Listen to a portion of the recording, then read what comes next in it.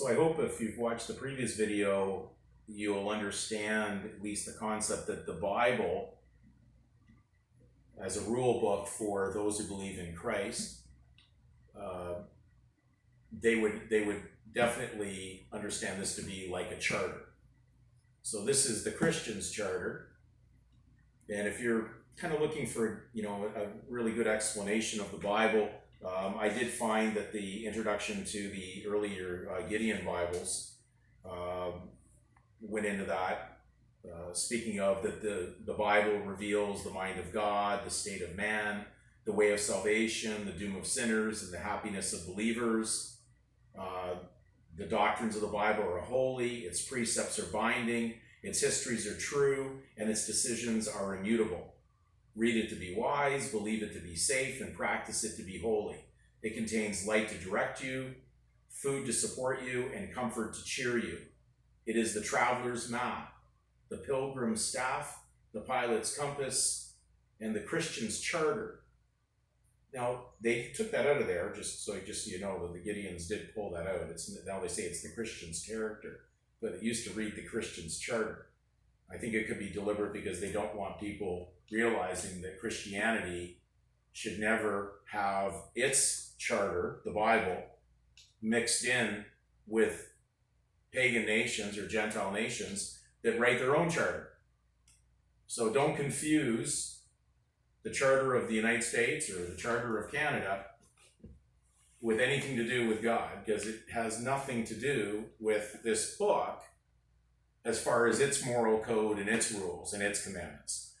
So we go into, now I've been asked this because there's a lot of people very concerned with all the recent affairs dealing with COVID and vaccinations and whether people have rights or not. And again, I'm just someone, a non-Canadian.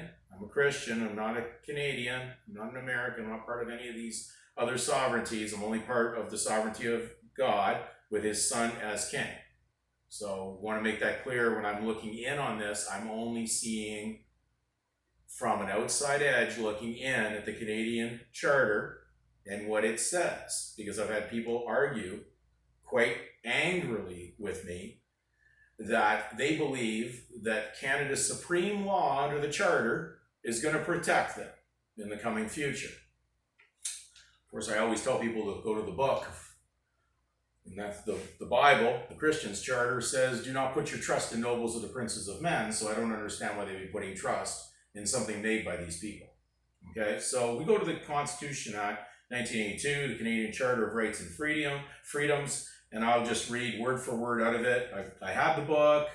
You have to, hopefully you trust me, that you'll be able to go to the website anyways and download what I did. And all I did was just take a print out. So for now, but I do have the book buried somewhere in the archives of books that I put away, but it's not handy for me right now. So I'm just going to read off the page here.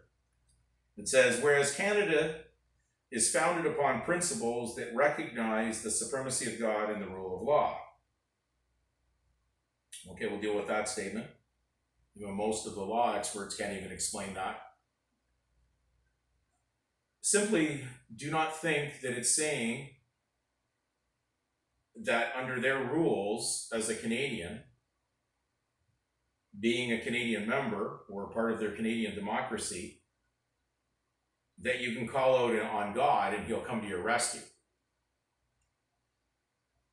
No, it just says that they're founded on principles as an organization that can see God as supreme, can see him, but then they've got the rule of law, which operates a democracy.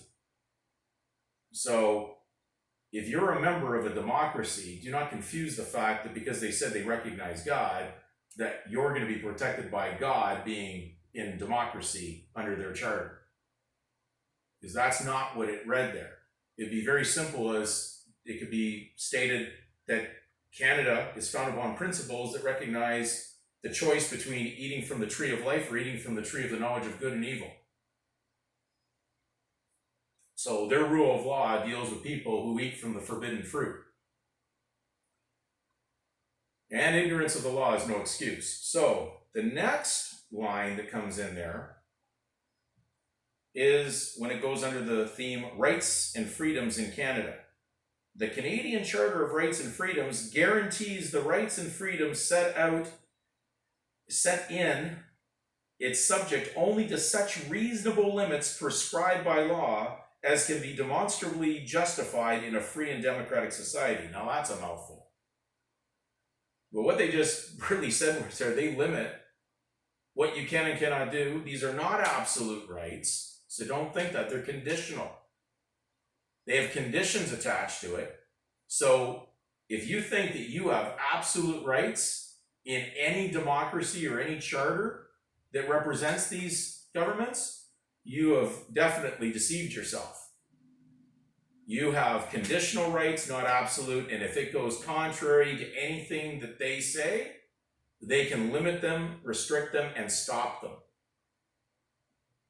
So be clear, this does not protect someone who thinks they're a Christian while they're acting as a democratic follower.